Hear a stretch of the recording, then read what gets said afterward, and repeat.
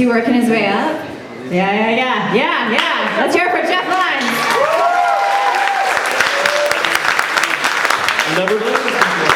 Hi guys. So, after I moved back to St. Louis from college, my good friend had a big party at her apartment in Shaw. And I moved into this great apartment in Skinker de Bolivar, and I was really excited about it. My brother Randy was out of town, so I was driving his car, which was our favorite car. It was this awesome black Acura 4-door sedan. We called him Blackura. It's always been our favorite car. So I thought this is a great opportunity. I'm gonna just cruise in style to this party. And I'm hanging out, it's a big party, I'm drinking much more than I should have. And I start talking to this girl who's a friend of a friend. And I start telling her about my new apartment, and she said, I'd really love to see your apartment. And I said, oh, well that can be arranged.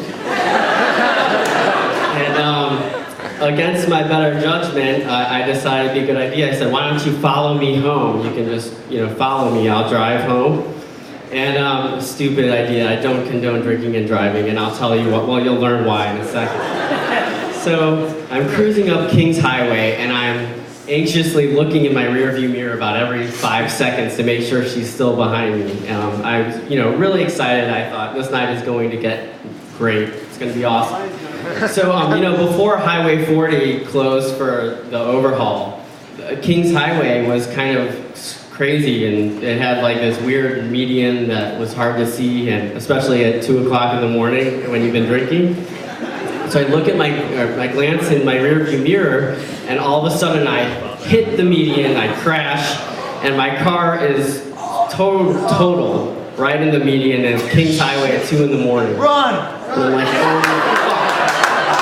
Holy shit. So the girl parks right behind me. And she runs out and she's like, oh my God, Jeff, I gotta go. I've been drinking, I gotta go. She takes off. And so I'm kind of just like trying to get my bearings and figure out what the hell I'm gonna do. And luckily, because I'm Jewish, I had AAA on my speed dial. I called AAA and I said, I need a tow truck. And they said, all right, it's gonna be a while, it's a busy night. So I'm just standing there, and it's actually surprisingly desolate on Kings Highway. There are very few cars, and I'm standing there, and I'm really confused and a little bit disoriented and really freaked out. So this Jeep comes rolling up and parks beside me, and I was like, oh my God, I don't know what's going on. This guy gets out, and he's like, oh my God. He's like, oh my God. If I just kept driving and I saw the news and something bad happened to you, I wouldn't be able to live with myself. Is everything okay? And I said, yeah, the tow truck's coming. He's like, please come just sit in my Jeep, please. I've had a terrible night. I said, well, the tow truck should be here too. He said, please, I just need to talk to someone tonight. And I said, well, you know what, I do too. So I go in his Jeep, and I sit in his Jeep, and he starts saying, so how was your night tonight? I said, pretty good.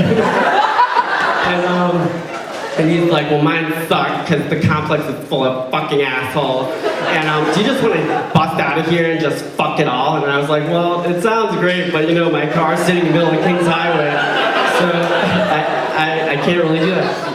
And I said, look, I really appreciate you stopping. Really, the tow truck's gonna get here any minute, so just please, please be on your way. So I finally talked him into leaving, but then I got kind of freaked out because he left and it was really dark again, late at night. And I hear this rumble. It's this bass, that's just like the window-shattering bass, and I don't see anything, and then I see these headlights coming up Kings Highway. Well, it's this Escalade this really souped-up Escalade that's boom, boom, boom, and it gets louder and louder, boom, boom, boom, boom, boom. And it pulls up right next to me, and it's the kind of, it has the rims that keep spinning even after the car stops. And I'm really nervous now because all the windows were tinted, I can't see in, and the window rolls down, and I'm standing right here. Here's the window. I'm standing right here, and the window rolls down, and all this smoke comes out of the car. and I don't see much of anything. And I look, I was like, who's driving this car? And I couldn't tell because he was reclined all the way up.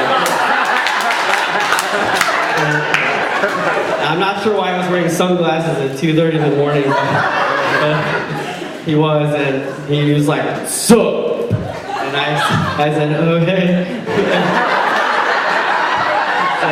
He said, "You alright?" And I said, yeah. I called the tow truck and they should be here soon." He goes, "Alright."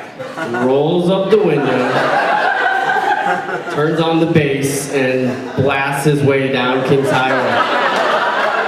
And I'm thinking like, man, this city's crazy.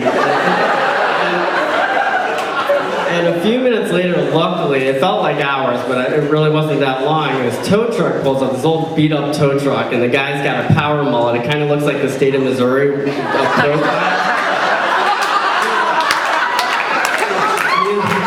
He takes a look at Black Euro, and it's like, just wiped out in the middle of the Kings Highway.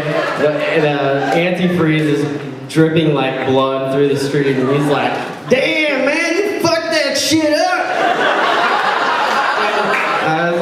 He's like, "You lucky as shit. I came before the cops came, or else you'd be screwed." And I said, "Thank you so much, thank you." He's like, "Get in the goddamn car." And he drove me. He hitched up Black Euro. I don't know how he did it. He hitched up Black Euro and took us both home, dropped Black Euro off right in front of my apartment, and it looked, I was the ghetto thug that night.